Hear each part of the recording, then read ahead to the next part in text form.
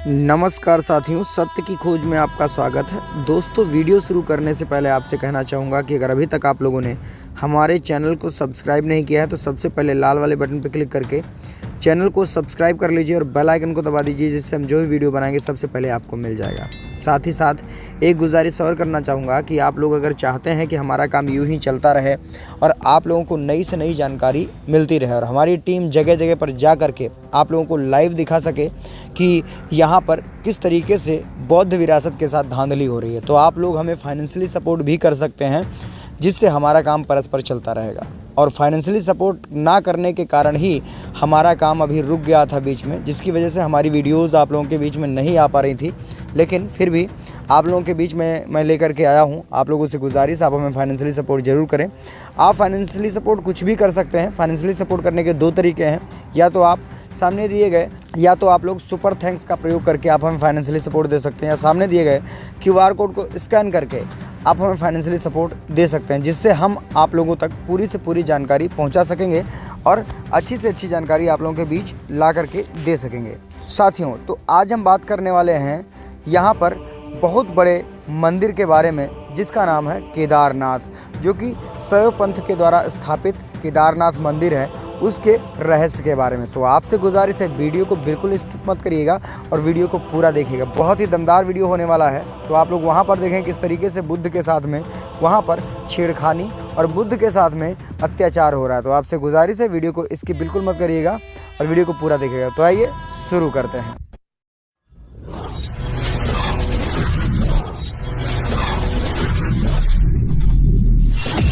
साथियों, 788 ईस्वी में केरल के अंदर एक शंकर नाम के बालक का जन्म होता है। आज के भारतीय इतिहास में इस शंकर को आदि शंकर या आदि शंकराचार्य के नाम से भी जाना गया था।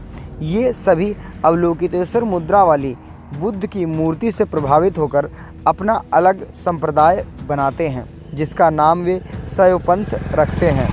यह शैव पंथ ब्रह्म अद्वैत सिद्धांत का प्रतिपालन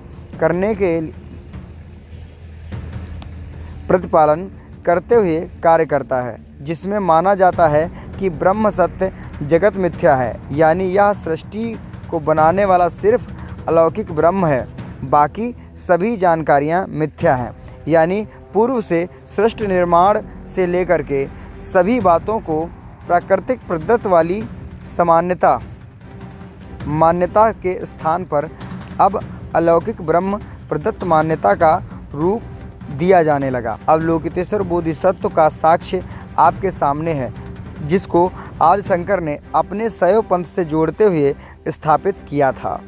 यद्यपि आदि शंकर ने ही भारत की चारों दिशाओं में स्थापित बौद्ध पीठों पर कब्जा करते हुए अपने ब्रह्म सत्य जगत मिथ्या का 4 शैवपीठ में रूपांतरित करने का कार्य किया था, और इनके जन्म से पूर्व उन सभी 4 पीठों पर बौद्ध विश्वविद्यालय के साथ साथ बौद्ध मठ होने का आज भी भरपूर साक्ष्य मिलता है। फिर भी आदि शंकर को अद्वैत वेदांत का प्रणेता और भारतीय नकली पुरातन परंपरा को पूरे भारत में फैलाने का श्रेय प्राप्त है। भारत के चारों कोनों में 4 पीठ, सभी के साथ एक एक वेद को जोड़ने का श्रेय आज के वैदिक लेखक इनको देते हैं। साथ ही हर वेदों के अलग अलग नामों के साथ साथ हर पीठ के शंकराचार्य को अलग अलग पदनाम से संबोधित करने की आज भी प्रथा चलती चली आ रही है। शैव पंथ की स्थापना 788 ईस्वी में जन्मे आदि शंकर का नाम आता है। इन्होंने अद्वैत के सिद्धांत पर शैव पंथ का अभ्युदय करवाया था, जिसका प्रथम स्थान व कार्यक्षेत्र केदारनाथ मंदिर के साथ जुड़ा है। आज वैदिक अनुयायी लोगों की मान्यता है कि इस मंदिर का निर्माण महाभारत काव्य के पात्र पांडवों के द्वारा कराया गया था। कुछ अन्य वैदिक मत वालों की मान्यता है कि त्रिलोकीनाथ स्वयं इस जगह पर प्रकट हुए थे, जबकि आदि शंकर के अनुयायी की मान्यता है कि इस मंदिर को स्वयं आदि शंकर ने स्थापित किया था। लेकिन पुरातात्विक उद्भेदन द्वारा इस मंदिर का साक्ष्य कुछ और ही बातों की ओर इशारा करता है। मध्य प्रदेश के ग्वालियर के उत्खनन में एक अभिलेख मिला है, जो मालवा के राजा भोज द्वारा लिखित है। इस शिलालेख पर स्पष्ट है कि राजा भोज ने अपने शासनकाल 1134 से 1157 विक्रम संवत में इस केदारनाथ मंदिर का पुनरुद्धार करवाया था। आप स्रोत के तौर पर एपिग्राफिक इंडिया वॉल्यूम नंबर 1 पढ़ करके देख सकते हैं, वहाँ पर पूरी तरीके से इसको डिटेल में समझाया गया है। दूसरा, केदारनाथ मंदिर की जो मूल संरचना है उसकी सीढ़ी पर आज भी ब्राह्मी लिपि में कुछ लिखित सामग्री देखने को मिलती है, यानी इस मंदिर का निर्माण जिस भी सम्राट ने करवाया होगा उस समय की लिखावट की भाषा पाली रही होगी। अब तो आज सभी को पता है कि पाली भाषा पांडव काल की भाषा है या फिर बौद्ध काल की भाषा है, लेकिन आज इस मंदिर पर संस्कृत भाषा वाले कब्जा करके बैठे हैं। क्यों? आपको सोचने और विचार करने की बातें हैं कि यहाँ पर वैदिक समय में यहाँ पर पाली बोली जाती थी, प्राकृत बोली जाती थी, या उस समय पर जब यहाँ पर बौद्ध काल चल रहा था। यहाँ पर धूर्तों ने धूर्तता दिखाते हुए हमारे बौद्ध मठों पर कब्जा कर लिया, बुद्ध विहारों पर कब्जा कर लिया, बड़े बड़े शिक्षालयों पर कब्जा करके अपने मंदिरों को बना करके बैठे हैं, और ये बात यहाँ के मूल निवासियों को बिल्कुल समझ में नहीं आती है। तीसरा है, उस केदारनाथ मंदिर के पीछे आदि शंकर की समाधि आज भी देखने को मिलती है। शैवपंथियों ने उस पाली सभ्यता में निर्मित मंदिर को अपने अधीन करते हुए आदि शंकर के मृत्यु उपरांत वहीं पर उनकी समाधि स्थापित कर दी और उस मंदिर पर कब्जा कर लिया, जिसका आज भी साक्ष्य स्वरूप उस मुख्य पुजारी केवल केरल का जंगम ब्राह्मण ही होता है। समाधि स्थल पर जो शंकराचार्य की मूर्ति स्थापित है उस मूर्ति को गौर से देखें। वह बुद्ध की मूर्ति है जो कि वितर्क मुद्रा वाली आसन में तथागत बुद्ध बैठे हुए हैं। आज आप लोग इन्हें देख सकते हैं, विचार कर सकते हैं किस तरीके से हमारी परंपरा को, हमारी सभ्यता को नीचे दबाया जा रहा है।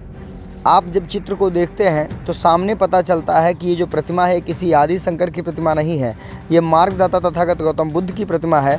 लेकिन इस प्रतिमा को परिवर्तित करते हुए, कुछ अपनी तरफ से मॉडिफाई करते हुए यहाँ पर बता दिया गया कि ये जो प्रतिमा है वो आदि शंकर की प्रतिमा है, बल्कि ऐसा कुछ भी नहीं है। आप सामने दी गई प्रतिमा को गौर से देख सकते हैं। साथ ही साथ इस मंदिर में शरद ऋतु आ जाने पर पट बंद हो जाता है। अंग्रेजी महीना से नवंबर में मंदिर का पट बंद करते हुए अप्रैल महीने में पुनः इस मंदिर का पट खुलता है। तब तक इस मंदिर में स्थापित मूर्ति को नीचे उखी मठ में ले जाकर रखा जाता है। इस मूर्ति को आज कोई भी देखकर जरूर बता देगा कि यह पंचमुखी अवलोकितेश्वर बोधिसत्व की प्रतिमा है, जिसको आप लोग देख सकते हैं सामने दी गई प्रतिमा में और समझ सकते हैं किस तरीके से कितना बड़ा झोलझाल हमारे देश में चल रहा है, लेकिन हम नहीं समझ पाते हैं। सामने दी गई प्रतिमा को ज़रा गौर से देखिए और विचार करिए, जो प्रतिमा है और इसमें उकेरे हुए जो चेहरे हैं वो किसके नज़र आ रहे हैं। क्या आपको शिव के चेहरे नज़र आ रहे हैं? लेकिन नहीं, यहाँ पर अवलोकितेश्वर बोधिसत्व के नामों को ही परिवर्तित करके यहाँ पर अपना धंधा चलाने का काम इन ब्राह्मणों ने किया हुआ है। लेकिन ये बात यहाँ के मूल निवासियों को समझ में नहीं आती है। लेकिन जब मूल निवासी समझने लगते हैं तो उनको धर्म विरोधी बता दिया जाता है।